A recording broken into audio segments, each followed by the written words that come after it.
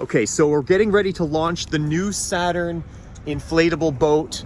And the goal of today is to try to go up the Housatonic and go past where I went with my last Brisk boat. So that one, we made it just north of Boardman Bridge. Let's see how far we can go in this new boat. And today Mark is joining us as well. Mark, do you think we're gonna be able to get past the rapids? I don't know. Last time I looked at those rapids, they looked pretty impossible.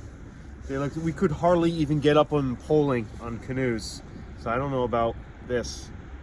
You have to really pull up the prop and get some good momentum to get past some of the spots, I'm guessing. Well, we do have the advantage of having a jack plate, which can raise the motor up. So this can bring it up, because the limitation last time was just hitting the prop and stalling the motor on rocks constantly. So now we have a higher water level and we have a better way of keeping the motor out of the rocks.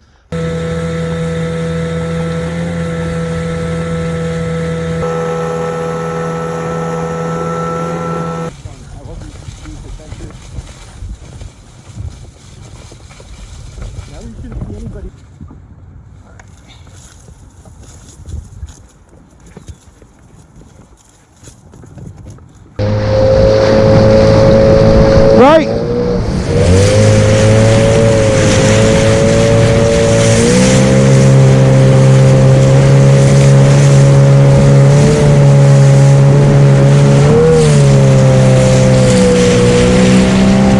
This is crazy.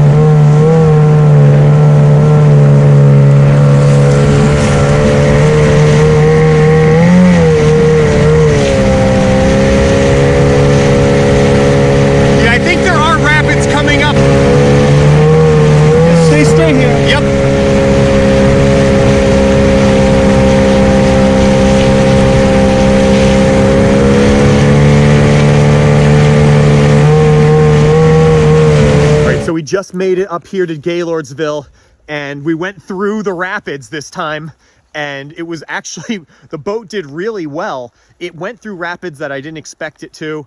The motor I had raised up on the jack plate pretty much all the way. It was hitting a few times, but not too bad. The main problem was cavitation. Every single time we got into a riffle, it cavitated so bad that we lost forward momentum. So also it is a little scary because there's waves that want to kind of come in over the bow and soak us. So Mark, you saw a couple waves, right? Yeah, did you get a little more concerning, but none of them really broke the bow. It's awesome. So because it rides pretty high in the water, right? Yeah, it's not like a canoe. It's like riding on top of the water. It was a good 1.5 feet above the water in the front, so it was good. No, it was just kind of standing waves. They weren't really throwing us over. So.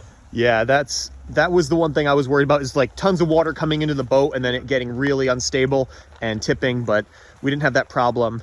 So we're gonna go up to about as far as we can go, where there's, what are those, class 3 rapids or class 4? I think they're class 4, depending on where you go through, yeah.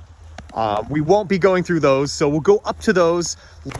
All right, so we made it to the impassable rapids, and we could see right across there, there's a tavern, so we're gonna go there and have lunch and celebrate our furthest point today in the boat.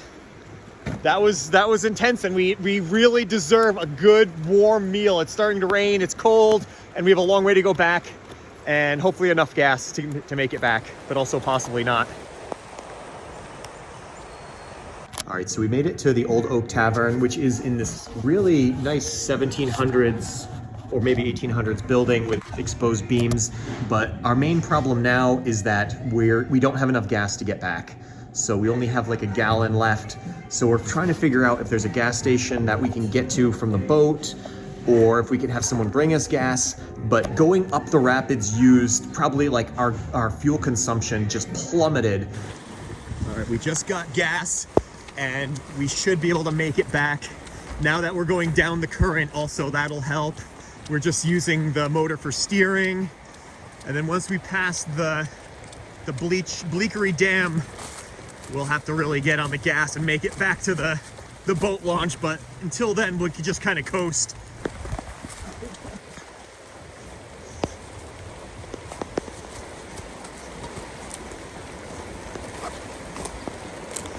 Okay, good.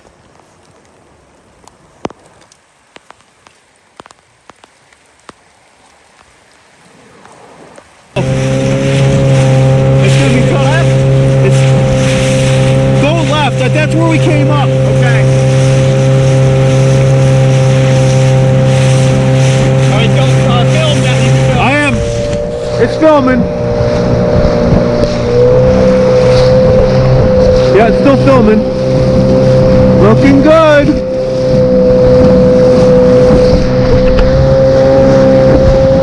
Doing good. Go to the right.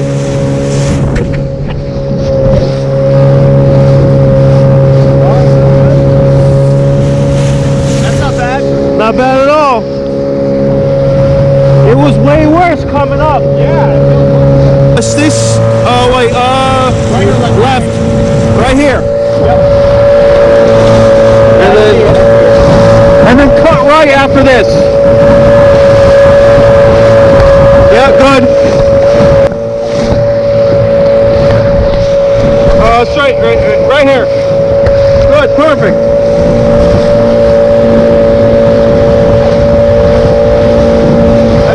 At all. No.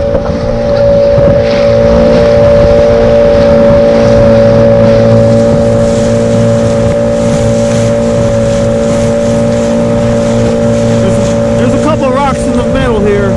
Right or left? Go right, it's fine.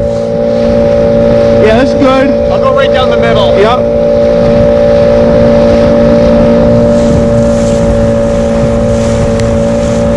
Way easier going with it.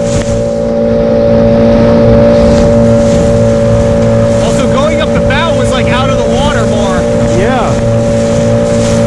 Left. Straight. A little more. Good. All right, you're good.